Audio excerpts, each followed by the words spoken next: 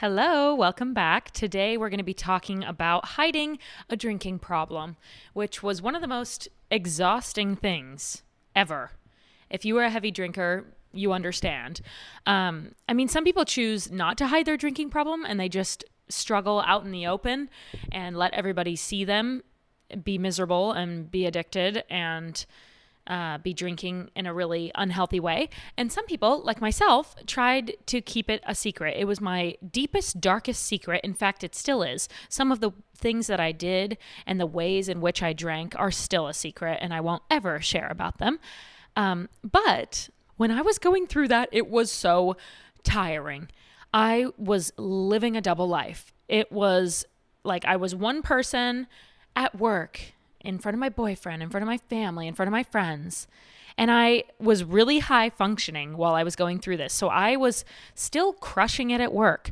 I was still a good person. I was attentive. I remembered birthdays. I booked fun events. I made plans. I got out of the house. I still lived a life. I was very high functioning. So there was that person that I was on the outside. And then there was this different version of me that literally nobody else knew except for myself and maybe the guy who works at the liquor store down the street. But even him, I tried to hide my problem from, and I'll get into that. But yeah, hiding a drinking problem is so exhausting, and probably I would go as far to say my favorite thing about being sober is I don't have to lie and live a double life and keep secrets from the people I literally love the most. I just live my life out in the open, and I'm not worried about people coming over and discovering things in my trash can or around my room, under my bed, in my car. I can just let people into my life openly and not be so nervous about what they're going to discover about me. And you know what? This is pretty crazy, but I didn't have any sort of really unfortunate, embarrassing situation with hiding my drinking problem. My boyfriend never found something I didn't want him to find. And I had really good excuses, I will say, for my friends and family and boyfriend and things like that, for why I had Coors Lights cans stuffed under the seat of my car. I had good reasons for them always, it's because I was pre-gaming a concert with some friends, so I stuffed them under there before we went in, or, I had thought of everything. I was pretty good at lying and hiding, and that's just a really bad feeling because I don't really lie and hide other aspects of my life. It was just this one thing that I was hiding, and it felt horrible, and I'm so glad to be out of that and just be living like a normal human being. So let's get into the episode. Welcome to Hold My Drink, a sobriety podcast. This is a no judgment zone. I really freaking like my life without alcohol. You're not alone. I hope you feel seen. Sobriety has changed my life completely. Oh my gosh. When I ask people on TikTok, what's the craziest thing you've ever done to hide your drinking problem, the responses are unhinged and also relatable. We all did the same things. You might think that you've done something crazy to hide your problem. Well, newsflash, 100 other people have done that exact same thing. We have all lived the same lives. It's wackadoodle. One girl on my TikTok said that she would buy alcohol in the morning and buy a gift bag with it so that people thought that she was going to a party or an event, or buying it for somebody at that hour before work. And I definitely have done that myself as well. Not necessarily a gift bag, but I would tell the cashier person oh yeah, I headed to a party tonight. Just wanted to get some shopping done before work, or, whatever. Little do they know it was just for me, and I was going to have it right then in the morning on a Tuesday. Oh my God, so bad. But yeah, hopefully this episode makes you feel a little bit less alone. I'm just going to rattle off some crazy things that I did and some crazy things that I've heard about in my comments on TikTok and YouTube. So probably one of the most stressful things for me was the trash can situation because, bottles and cans are very loud. And so I would be really protective over my trash and not let my boyfriend take it out. I would actually, at the apartment that I lived in, I had to like go down the hall, downstairs, down another hall, and then let my guest in. I couldn't buzz them up or anything like that. So I passed the trash bin on my way out of the apartment. So I would always 100% of the time take the trash out on my way to go get a guest. Even if it was half full or a quarter full or whatever, I would take the trash out because I didn't want them to see what I had consumed in alcohol the night before. Okay, so here's a funny thing that somebody told me on TikTok. Somebody said that they bought little airplane shooters, those plastic bottles of Fireball or whatever, because those don't make clinking around sounds in the trash. It's just so crazy that we have all thought about the same things. Like I thought I was nuts actually. I was a little crazy in my drinking days, as we all were, but I wasn't alone. Like there are so many people who do the same things that we do and are nervous about the same things. And the trash situation was not a unique experience. Like so many people have dealt with that. So yeah, not being afraid of people seeing what's in my trash is pretty relieving. Like I could just have guests over and I'm not nervous about what they're going to see in the recycling bin. Like it's fine. Whatever it is, it probably is still a bunch of cans clinking around, but now it's soda. And that's a lot less embarrassing than 12 beers and a bottle of wine from the night before. Hello, everybody. This is your host, India Gantz, just popping in to tell you about my new Facebook support group. It's called Hold My Drink, a sobriety support group, and I will leave the link to join in the description. This support group is going to be a place where we can all connect and talk to each other one-on-one, ask advice, tell stories, provide information, and just connect with a sober community. The really cool thing about AA is that you actually meet people in real life and connect, and that's awesome and all, but AA was never for me, and I still love to have that feeling of a sober community and being connected with my peers. So I intend for this Facebook page to be exactly that, a place where we can connect with each other and support each other. I understand that podcasts are a place where we mostly consume and listen and we don't actively participate. Of course, I would love a review if you have a moment or a rating, but I get that usually we're just listening to podcasts to listen and not actively participate. And this Facebook page will be a space where we can all actively participate and communicate and talk to each other and message each other and connect with people in your area and just be a resource for other people looking to get sober and stay sober. So feel free to join at the link in the description. Now let's get back to the show. So yeah, another thing from TikTok is there's this viral trend going around that's like, someone on a horseback carriage or sledding or hot air ballooning, just these weird random methods of transportation. And the caption says, "On my way to the liquor store." And I posted a video with that sound and I wrote as the caption, thinking about all the insane quests that I went on to get to the liquor store or something like that. Because when I was like on trips with friends or out with friends, I would always have to like find these secret ways to get extra alcohol. And this is, embarrassing to admit, obviously. But yeah, I would like tell people, I just need some alone time. I'm going to go take a drive or whatever. And I was really just driving to the grocery store and back to the hotel parking lot to down the drinks I just bought at the store for myself. So yeah, I was making a joke about how I used to like tell all these crazy stories and go on these crazy quests to get to the liquor store. They call it liquor store on TikTok, so that's why I'm saying it like that. Liqa is how they spell it. Anyways, literally, who cares? Back to the topic here. So that trend also kind of sparked the conversation about liquor stores and how we used to all go to different liquor stores and have liquor stores on rotation that we would go to. And oh my God, that just brought me back down memory lane. At each apartment that I have lived at, which has been a lot. I moved about once a year for the last 8 years. I would always have liquor stores on rotation. It would never just be one liquor store that I went to. It was multiple different liquor stores that I would go to so that the person working there didn't think that I had an alcohol problem, which I did. But it's so funny because some of those like really small corner stores, I feel like they love me. I mean, I was literally keeping those people in business. They loved me. I would come in multiple times a week and buy their overpriced beers and overpriced wine because it's a tiny little corner store. And yeah, I was literally keeping them in business and I was making their business thrive, honestly. So they probably loved me. But for my own embarrassment and my own dignity, I would mix up the liquor stores.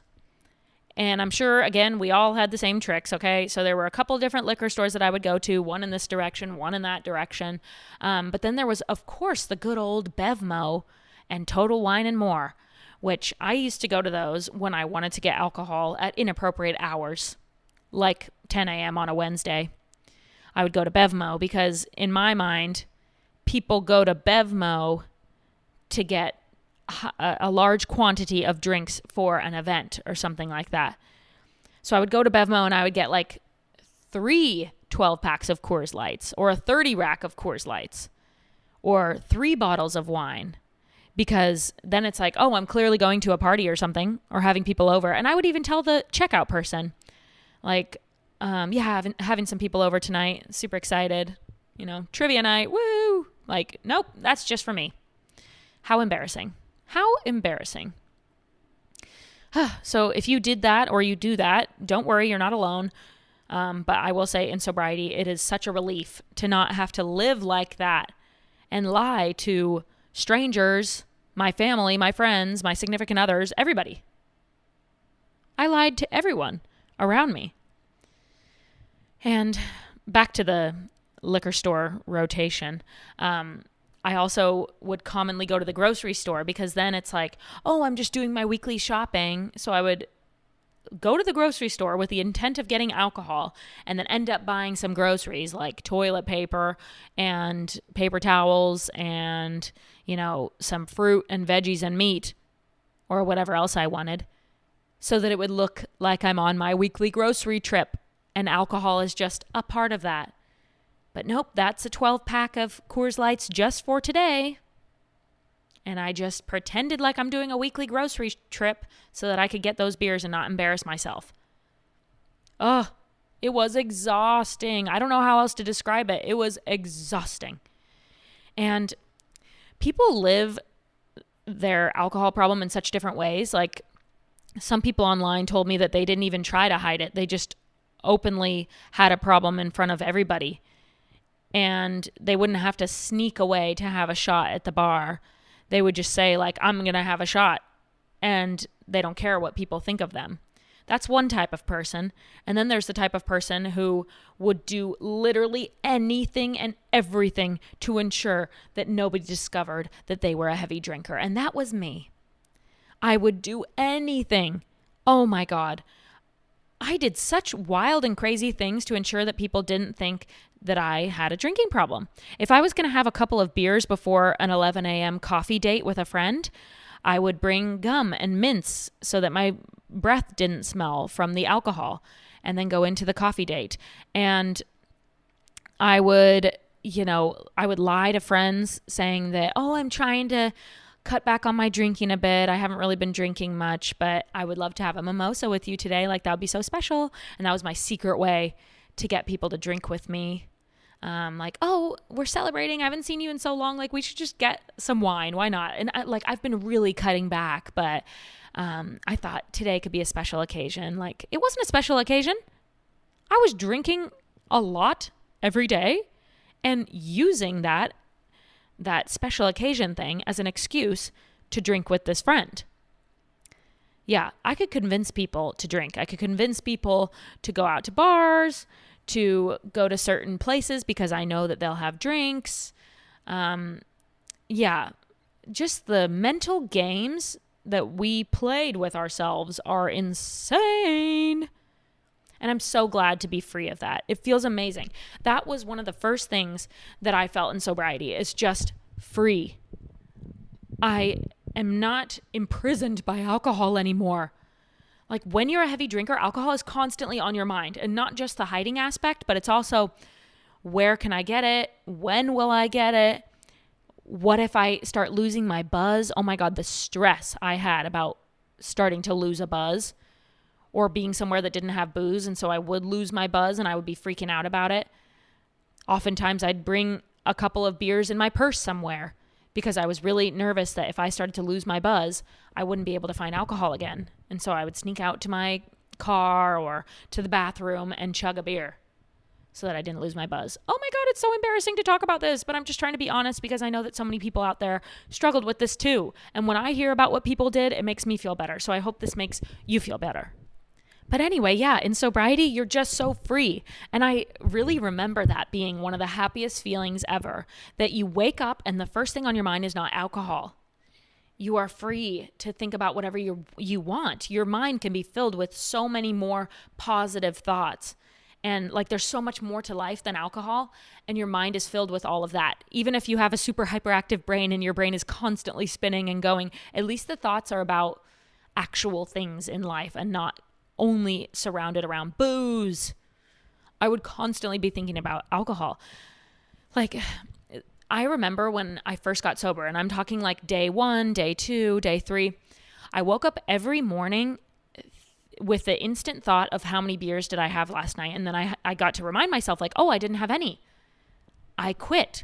I'm done with alcohol. And it probably took like 2 weeks to not wake up and feel like that instant question of how many beers did I have yesterday, because that was my morning routine every single day in my drinking days. I wake up and I calculate how many drinks I had the day before. And I would usually be so disappointed in myself, so disgusted by myself. And then I would proceed to clean up my apartment, clean up the bedroom, take out the trash, hide any evidence that I was drinking last night. But that first thought when you wake up being, how many drinks did I have, and calculating and thinking about all throughout the day, each one that you had.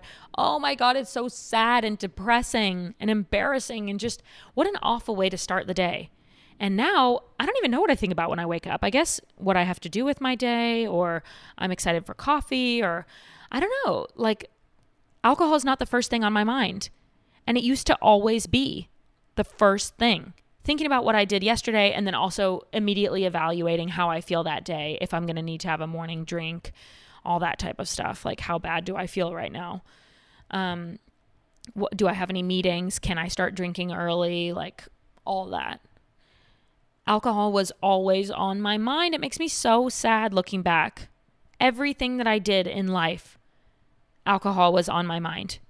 Even when I was out with friends and stuff, I was usually really just frustrated for most of it because I wished that I could be drinking in the way that I wanted to be drinking, which was heavily, drink after drink after drink. And in public situations, I usually had to rein that back a little bit and pretend to drink like a normal person. And so it was ultimately just really frustrating for me. So again, I was thinking about alcohol all the time, even while I'm out in public consuming alcohol. I'm thinking about how I wish I could be consuming more. It was so exhausting. Hiding the problem was exhausting. Living a life surrounded by alcohol was exhausting. The whole thing was exhausting. And now I live such a more peaceful life. My sleep is better. Everything's better. And I'm living authentically. Everyone that I meet now gets to meet the true me. Not the me that is obsessed with alcohol and behind the scenes thinking about it literally nonstop. Life is just so much better. So one thing that you can look forward to in sobriety is peace and just not having alcohol run your life. It's really beautiful. And you don't have to hide yourself from anybody. From anybody. Isn't it nice? Like, nobody's going to open your phone or open your fridge or open your car and see something that you don't want them to see. I live a truthful, honest life, and it feels so good. So, so good. So I hope that you can experience that as well. It's a lot better on this side, and I'm so happy that I am on this side and I made it to this side. Sobriety is a hard decision for sure, and it's a big step to take. It's a tough adjustment, but life is better on the other side, and I'm so grateful for it. So thank you for tuning in. Just popping in to tell you about my new Facebook support group. It's called Hold My Drink, a sobriety support group, and I will leave the link to join in the description. And I will see you for the next episode.